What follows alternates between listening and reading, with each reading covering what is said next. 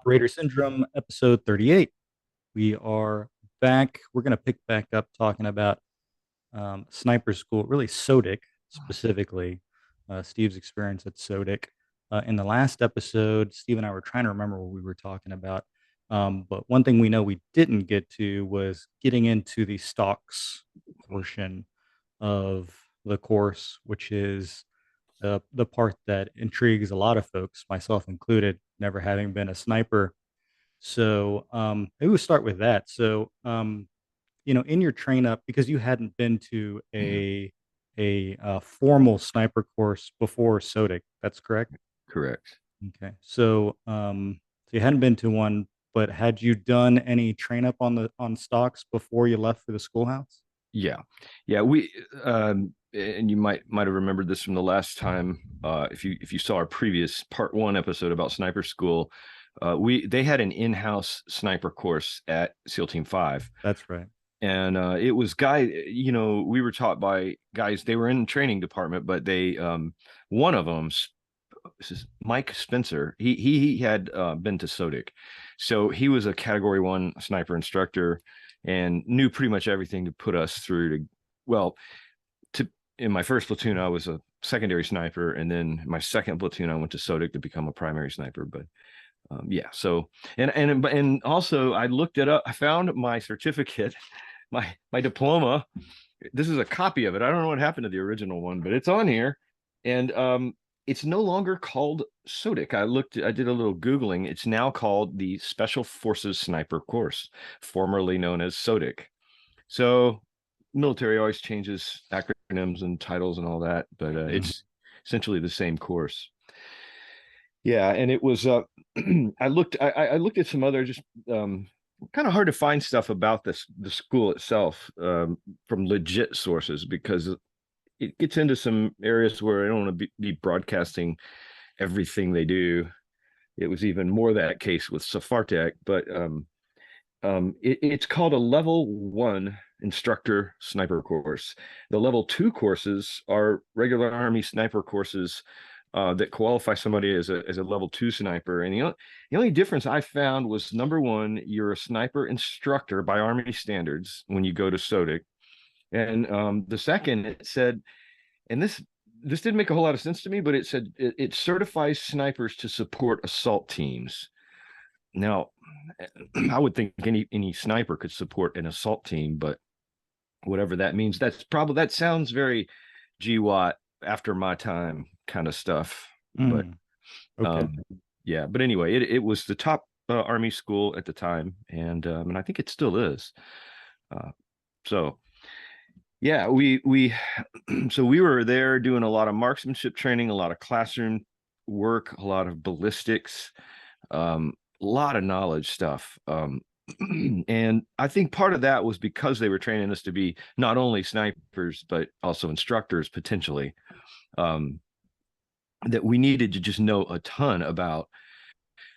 Some of it was just geeking out on ballistic curves and all the crazy things bullets do when they fly. And we even went to some of the instructors' private houses. They invited us over there for the weekend, and this one guy had a range. It was in North Carolina, obviously, and he had this farm, and he had about 200 or 300 yard range right off his porch with a bench rest, and we did some loading. We loaded bullets. I mean, the accuracy can get so ridiculous with how to custom load your own bullets. I mean, he was the instructor that was teaching us, and we were doing some loads of our own. He would weigh the individual bullets on this super precise scale, and he would weigh the brasses, and he had a cleaning system for them, and it was like down to like just micro adjustments.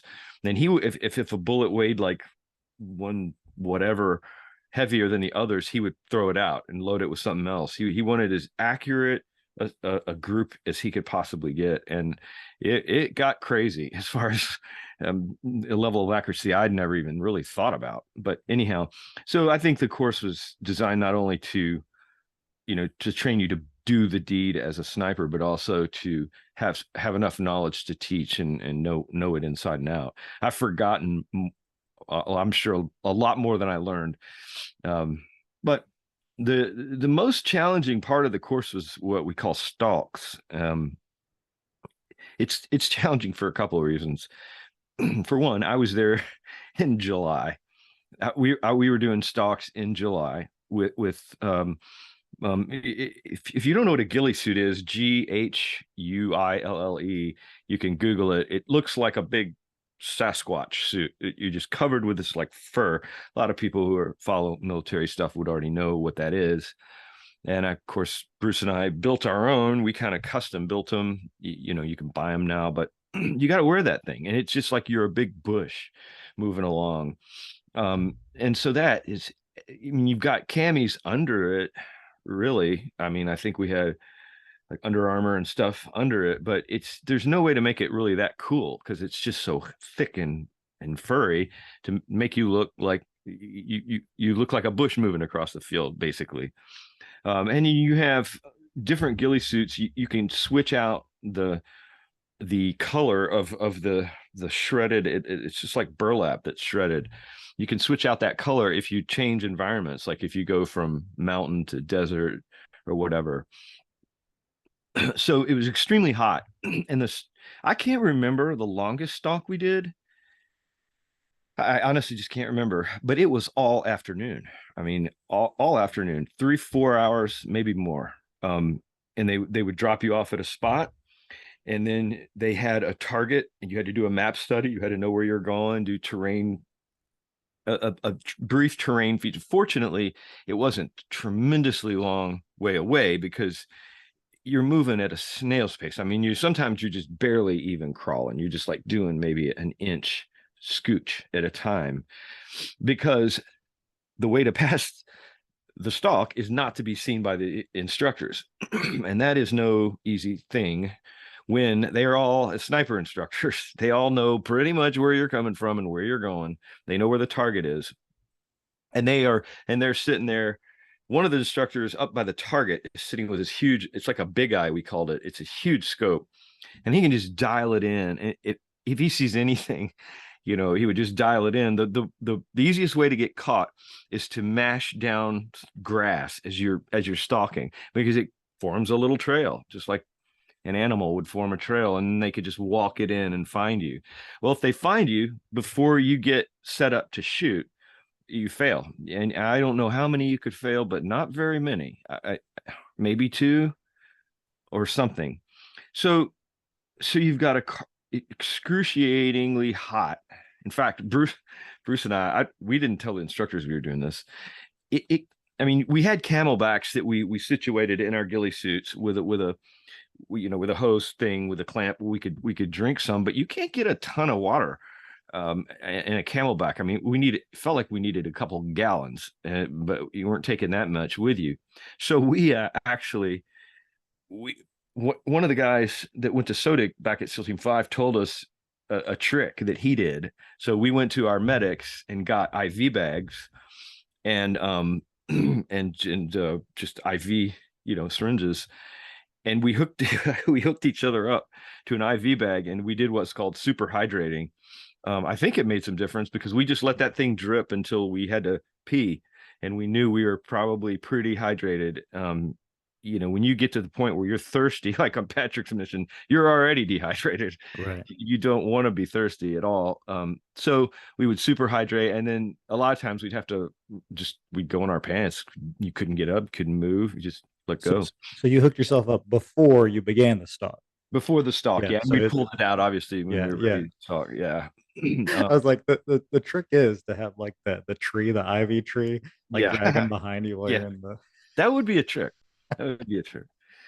So then what's really interesting is how they grade the final moments of the stalk. Okay, so you got to get from point A to point B, and I don't even remember the time frame. You had a time frame. I mean, you couldn't take 2 days. You had to be there at a certain time.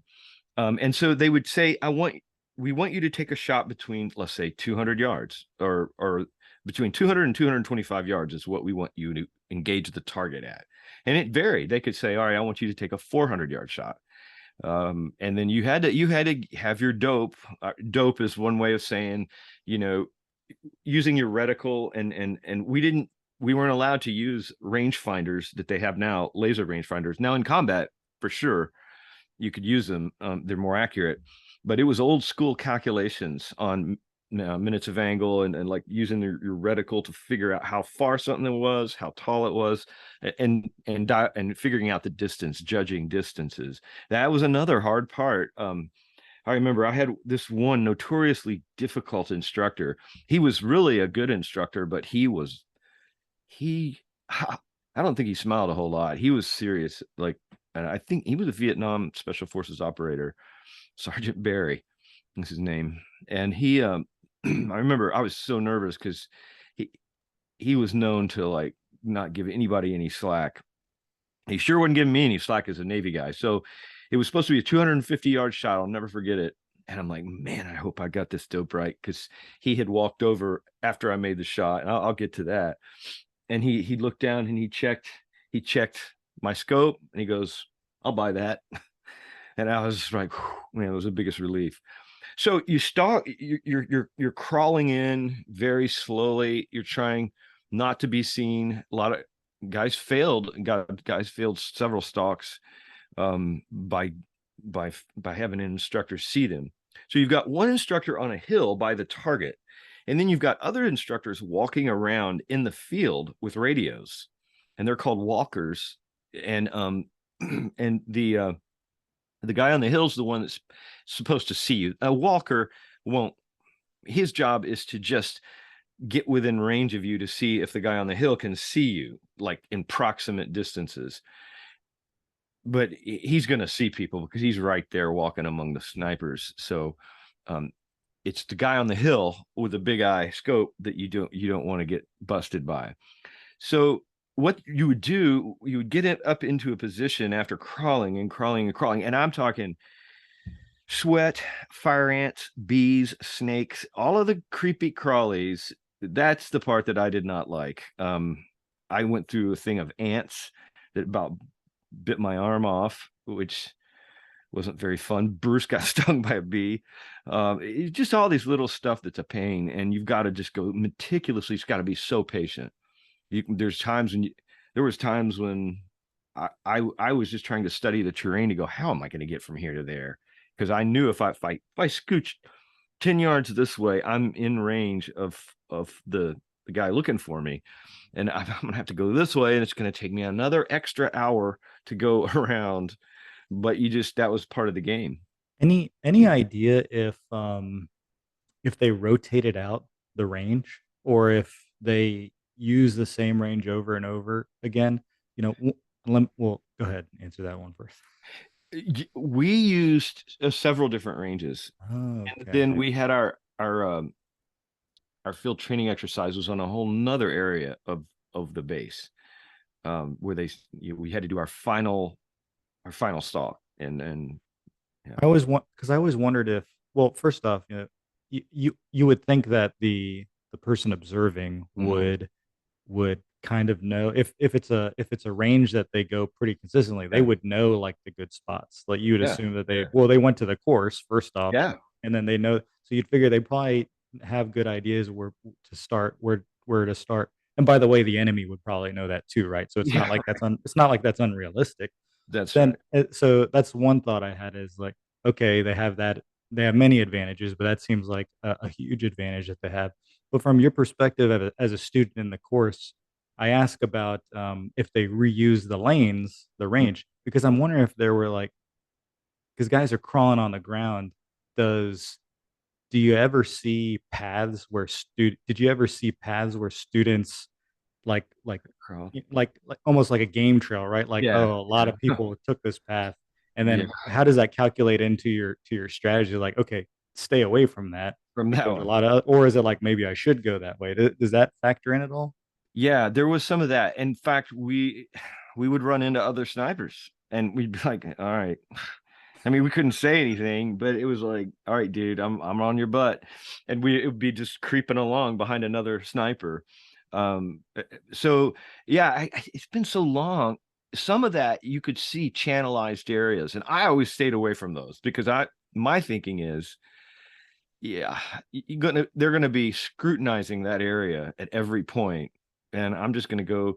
We were always taught in the SEAL. This is like not a sniper thing necessarily. It was always go the hard way because it's probably not the one that's going to be mined or where you're going to get ambushed because nobody wants to go that way.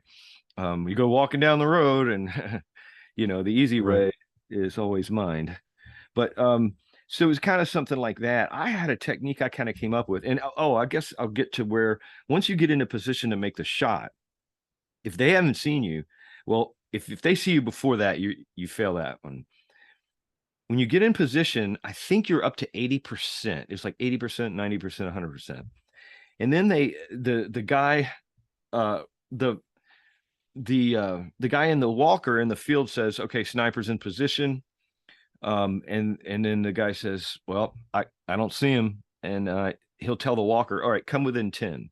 So he has to walk within like 10 feet, I think, somewhere, not telegraphing head boots. He just says, "Okay, I'm within 10 of the sniper." And he doesn't give away, he doesn't look, or they're really disciplined about that.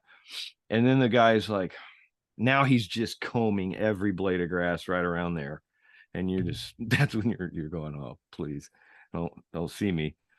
And then if he can't see you still, and I did this on my last 3 stalks, he goes, "All right, come within like a foot of the sniper's head." And then he moves, and that's going to even show him which even closer where you are because he's moving in a closer direction to you. And then they're just like, he's looking.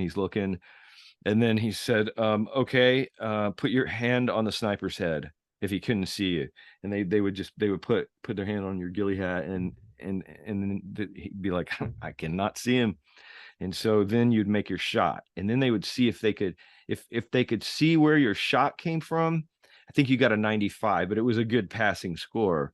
If they couldn't see your shot, it was 100% pass. And that was, I learned, I don't know, they must have taught us this, but some guys didn't do it because some guys didn't do as well.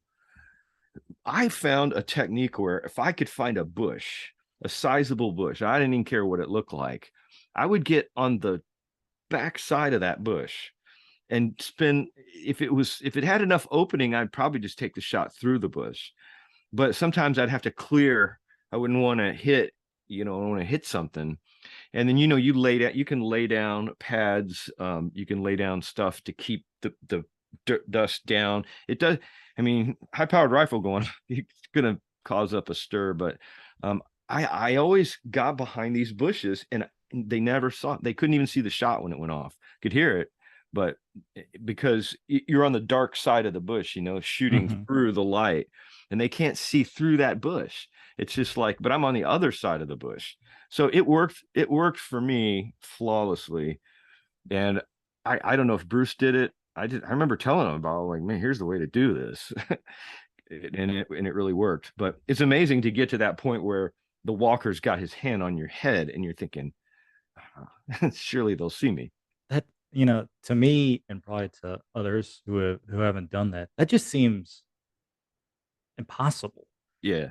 Stand within a foot of you, Hmm. look to see if you've shot. I mean, that says great things about the training and the The great things training. about the skills of our snipers in our Oh, in our man. military. It's that's Totally. yeah, it's And if you're, unbelievable. yeah, if you're using everything they teach you with terrain features, you're practically invisible. And then there was also a phase where we talk. There's also another um thing called a sniper hide. And a sniper hide is where you literally just dig a hole in the ground and build a fort around you with a people looking out. That we never did any of that in any kind of application. I guess it would be for some kind of long term reconnaissance slash, I don't know. But we built them just to practice building hides. But yeah, that was another aspect to sniper school that but We're yeah. where did stocks fall in the curriculum? Was that like sort of the last hump to get over, more or less, or Yeah. Yeah, it was toward the end of training. We did a couple stocks along the way, just feeling our way. But the ones where we started, the last, I can't remember how many we did, but the ones that were evaluated as in pass fail, it was getting real serious, and it was toward the end of training. And then, like I say, we did a field training exercise where we jumped in. We well, really? all the thing is for the special forces guys, and probably for the Rangers and the Marines too, they're always looking to get jump calls. And Mm, it's not always easy to get jumps in, depending on where you are, what you're doing. And they had the funds to get planes for us, and yeah, we jumped out of Casa 212, like that one that that's dropped right. the Yeah, water yeah, over. Yeah, yeah. You mentioned that. Yeah. yeah. So they inserted us. We patrolled and then suited up and then stalked in to hit the final target. But it was weird. It was the weirdest field training exercise I've ever done, because it was Bruce and I were a pair. They just put us together. Luckily, because we were both SEALs, we both got along. Kind of had our mojo down, and so there were people all over coming into these different angles. I don't even know how they set the range up. I just knew where my target was, and Bruce and I. So yeah, that was the last one. But yeah, jumping with a sniper rifle wasn't my favorite thing to do. For the stock, this might be a stupid question. For the stocks for your FTX, your final FTX, were you firing live rounds? Yeah, Yeah. yeah, Okay. we sure were. But they cleared out. I mean, yeah, there wasn't anybody too proximate to the target. Right. They Yeah. Right. For obvious reasons, even though we had pretty good shots, but yeah. So I've seen documentaries where I think I've seen the Marine Corps Scout Sniper course. I've Mhm. definitely seen the Army Sniper course. My buddy was in one of those. At the end of the Army one, I remember they have some sort of ceremony, right? Yeah, And they're you're I can't remember how it goes. Was there any sort of ceremony to SOTIC or anything like that, or was it pretty much there was not. It was the most underwhelming. No graduation.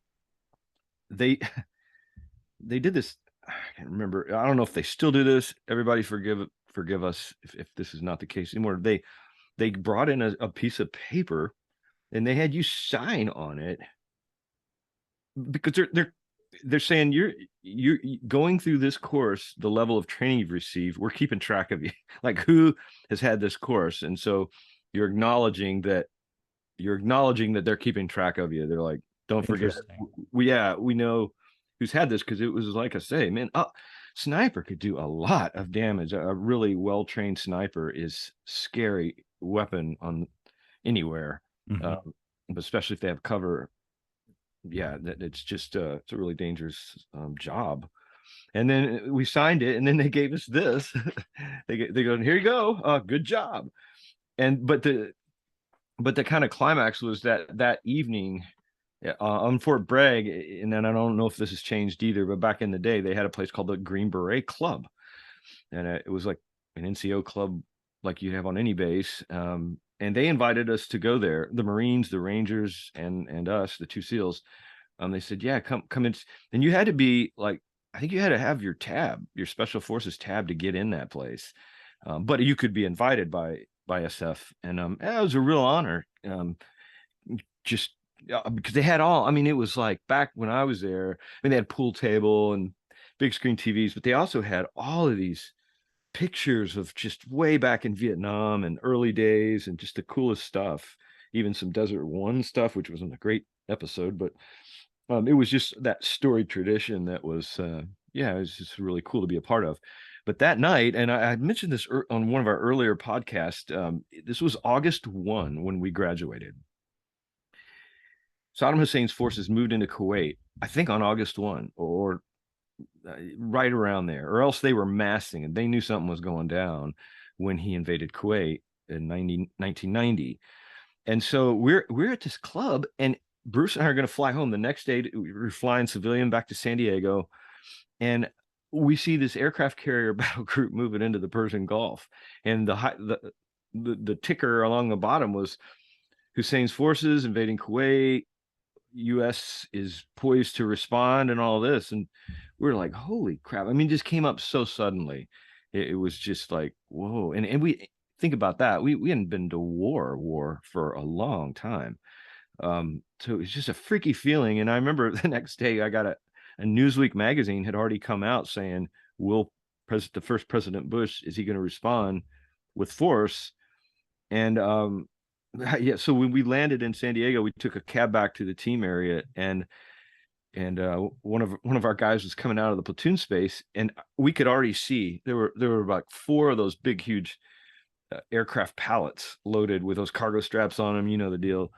Conex boxes or Conex boxes, gear boxes and everything. It was already Mhm. loaded. We were packed up, and the Lieutenant Dietz said, "Hey, we're going in 2 days." We had 2 days, and we were flying to Saudi Arabia. We didn't know much about anything at the time. We didn't even know if we were going to have to fight when we landed or what. So he sent us. He said, "Well, you guys got to get the." We had 50 calibers that we sniper rifles that we had not sighted in. Um, we were going to do that had we had more time, but this thing came up like overnight. So we had to drive. We got in this military 4-wheel drive truck and drove all the way out to Nyland in the desert. It's about 2 hours from San Diego. We drove all night, and we shot it. Shooting a 50 caliber is not the most pleasant device. Some guys can't even shoot them accurately. There's so much overpressure when they go off. They're just like a little grenade going off by you. And we had to shoot a lot of rounds through those things. I remember driving back. We were so tired. We drove all night to get out there, shot all day, got them sighted in because we had to sight them in at different ranges. And particularly with a 50, we're shooting them out to 2 miles for a hard target, which is an awfully long shot, but you had to have your dope for all of those distances. And I remember Bruce and I just taking ibuprofen like by the handful because our heads were so it was we had headaches coming back and shooting all those 50 caliber rounds over and over again. And then got back to the platoon area, and then we were off to Desert Storm, and that was a whole nother chapter. Well, now we know that that the overpressure contributes to CTE, traumatic brain injury, all that type of stuff. But you got Finally, to, I know what's wrong with me yeah, yeah. all Oh, these now, years. yeah, exactly, exactly. Yeah, we did. Of course, we would do fam fires, Yeah. with the different elements. So the sniper teams would come in. I've got like, everyone's got like the "I love me" wall and the plaques and all that type of stuff. I got like a picture of me shooting a 50 cal, and like, of course, I have my eyes closed, so it's not really that much of a cool guy photo because I'm bracing myself, Yeah, no doubt. but no one else can tell. Family Right. members can't tell. They think I look cool. I'm thinking before I take the shot. One question about just the sniper topic in general. So when you do your FID missions, working with partner nations, um, in a lot of your stories, it sounds like you all were working on the basics Hmm. pretty much. But were you? Did you find, because you said that SOTIC was an instructor course Yeah. essentially? So would you find yourself instructing your partner forces on sniper skills or anything like that? Do you ever get a chance to do that or ever come up? We never did sniper work. The only thing we did as a hooyah, quote unquote, was to let some of the FID guys we were training shoot the 50s because they've never seen one and probably would never gonna see one. Pretty high dollar piece of equipment. Well, not terribly, but yeah, they're not gonna see those, and they never had. Um, so we let them shoot some of our sniper platforms. I probably all of them, but there was no kind of real training. It was just they got to Mhm. tell people they shot. So yeah. And so, of course, you do SOTIC and then you go over to the Gulf. We've talked about what happened there, but in terms of like your confidence, so you'd done a deployment as you said, secondary sniper. Yeah. Your trip to the Gulf, your primary at that point. Is that Yeah. correct? You and Bruce, and you Right. just gone through that course. Right. We all have reservations. We all worried about, are we good enough? Will we perform to the level that our teammates need us to be? But having completed that course, did you feel like at least that part of your skill set was honed pretty well? Did you feel confident going into the Gulf War, having just graduated from SOTIC?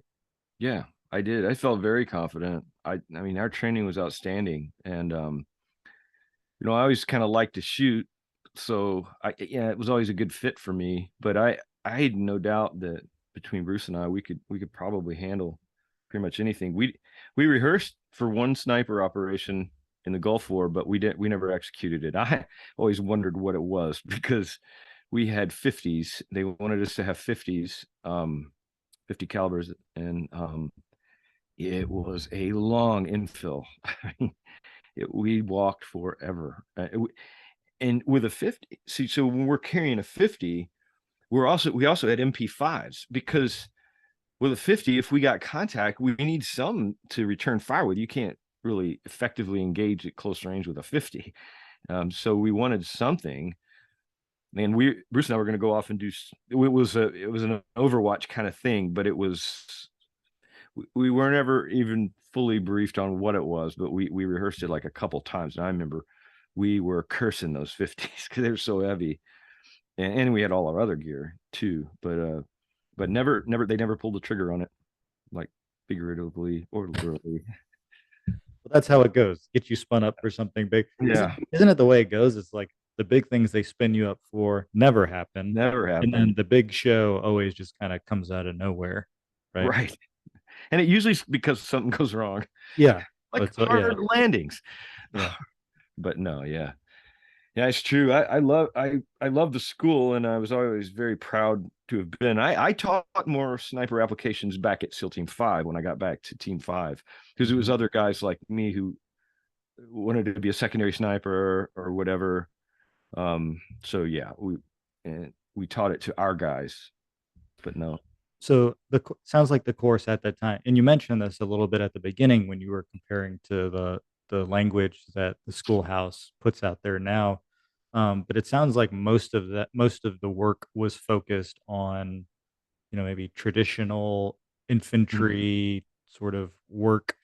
Um, did you find over time, were you working in more urban Mhm. style? And I think I'm aware of now. Did back then did they have like the high, what do they call it, high angle? Like they had a Yeah, high angle course. Was all that stuff in right. existence at that time? It was just coming online, and we started doing a more of that urban stuff because you're right. The basic curriculum when we were at SOTIC was Vietnam era. Basically, it hadn't been refined that much, and so we started getting into a couple things. One of our applications was we have a mission called vertical board search and seizure. I think it's vertical board or visit board. I can never remember. Do we helicopters come in on a ship underway that's been taken by pirates or an enemy force that we want to reclaim, and we fast rope down onto usually the helicopter pads on the back of the big. These are just huge tankers usually, Right. and we would have two birds, one with the assaulters going down onto the ship, and then another bird with two snipers. It hopefully they would fly around, kind of like a AC-130 does. They would fly around the ship, and we would keep the heads down of anybody who's going to get near our assaulters. And we used, yeah, and we were using cars with like red dots, like stuff like more like they use now. But it was nobody had really done much with those, and we were like, this is what we need to use because it's faster acquisition and that kind of stuff. So there was that, and then I went back to training after my second platoon with the Gulf War platoon, and then we went to Fort Hood, Texas, and they have an urban city, and we were doing a lot of urban stuff, and always you're adjusting the sniper angles because I mean, it's one thing to stalk through the woods, but in an urban situation, a lot of different floating factors that change and angles and all of this. In the So early 90s, I mean, it seemed like it's in the early 90s. Where were those? We don't have to go into specific TTPs, but where were you all getting inspiration for developing those types of courses? piracy was starting to be on the rise. Mhm. Now that's more of a maritime thing, Mhm. but also don't forget it wasn't long. Somalia, Mogadishu Right. happened 93. 93. So and I was still in at the time, so things were starting to look more. Battlefield is changing, more low intensity conflicts and urban type stuff, and then we know what happened after that. Mhm. So yeah, that was really an interesting pivot for the military to go from more conventional outdoor type in the woods kind of fighting to urban fighting. And in the tactics came a million light years just within since 9/11, For you know, sure. of yeah, like how to assault, Mhm. how assault targets. And I didn't do any of that. But I've heard from my buddies how the tactics changed over in Iraq and Afghanistan. You're more up on that. Mhm. Mhm. Well, under the protection of snipers, for sure. Yeah, yeah. Yeah. Yeah. Yeah, they have really important roles to play. I mean, man, the whole game's changed where your recce guys are pretty important from what I can tell. Yeah, no, absolutely. I mean, oftentimes because of the way they were employed, snipers would have higher, not that you necessarily maybe measure yourself by that, but snipers were always in the position, their eyes are open, looking out. They'd they would get uh, they'd get more they would get contact with the enemy more, maybe Right. more often than even the assault elements would. So Right. okay, cool. Yeah, so that'll wrap up the sniper section. I'm sure it'll come up again. Yeah. Of course, if anyone has questions, things that I didn't ask, or things that didn't come up, uh, put it in the inbox, operator syndrome podcast at gmail.com, and we'll catch you guys in the next one. Thanks. Bye. Thanks.